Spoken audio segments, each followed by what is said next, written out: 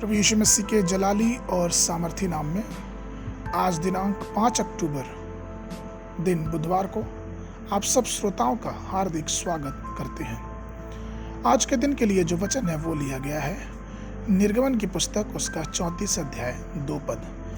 वचन कहता है, और बिहान को तैयार रहना और भोर को सीने पर्वत पर चढ़कर उसकी चोटी पर मेरे सामने खड़ा होना। प्रभु में प्रिय लोगों, जब यहोवा ने सीने पर्वत के विषय में पहली बार कहा तब उसने कहा निर्गमन 3 के 12 में, निश्चय मैं तेरे संग रहूंगा और इस बात का कि तेरा भेजने वाला मैं ही हूँ। तेरे लिए यह चिन्ह होगा कि जब तू उन लोगों को मिस्र से निकाल चुका तब तू इसी पहाड़ पर परमेश्वर की उपासना करोगे। सीने पर्वत आराधना का स्थान है। परमेश्वर ने इस्राएल के लोगों को मिस्र के बंधन से मुक्त किया ताकि वह आत्मा और सच्चाई से उसकी आराधना करें। छुड़ाए गए व्यक्ति का मुख्य उद्देश्य प्रभु की आराधना और उपासना करना होना चाहिए।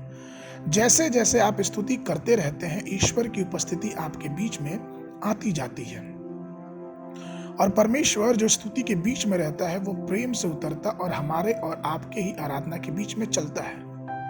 लाल समुद्र का दूसरा किनारा वह स्थान है जहां इस्राएल के लोग परमेश्वर की आराधना और स्तुति करने के लिए इकट्ठा हुए।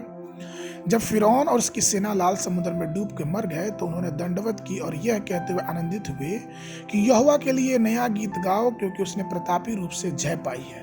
उसने फिरौन के सारे घुड़सवारों को समुद्र में डाल दिया है।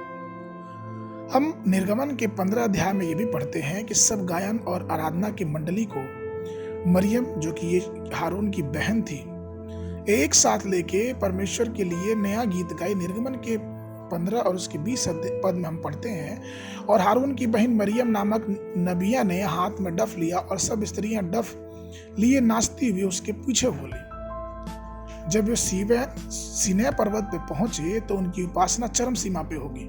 उन्होंने मन्ना खा लिया, स्वर्ग के स्वर्गदूतों का भोजन कर लिया। हर दिन के रूप में परमेश्वर बादल और आग के खंभों के रूप में उनके आगे चलता था। बहुत प्रकार की आशीषों के इस्राएली लोग आशीषित हुए थे। अब वो आराधना और परमेश्वर की पवित्रता में बलवंत होते गए और एक मजबूत स्थिति में थे। सीनै पर्वत पर ही यहोवा हमारे लिए वाचा मानता है और हमें आज्ञा देता है। जो 10 आज्ञा परमेश्वर ने दिया, जो 40 दिनों के आराधना के बाद परिपूर्ण हुआ।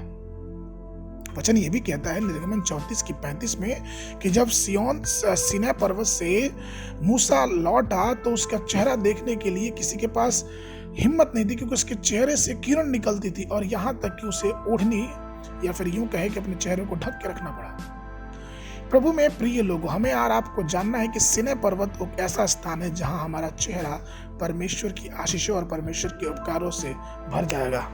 और इसलिए हमें ये सब चीज चाहिए कि हम परमेश्वर के बातों में ध्यान करें और मनन में लगे रहें। इसलिए आइए हम उस सीनै पर्वत के पहाड़ पे परमेश्वर की आराधना सच्चे दिल और सच्चे मन से करें। आज के मनन के लिए जो पद है वो लिया गया है यशायाह नबी की पुस्तक उसका 43 अध्याय 21 पद। इस प्रजा को मैंने अपने लिए बनाया कि वे मेरा गुणगान करें। बाइबल अध्ययन के लिए सुबह के समय यशायाह नबी की पुस्तक 23, 24, 25, संध्या के समय फिलिपियों की पत्री उसका पहला अध्याय। परमेश्वर आप सबको आशीष दे।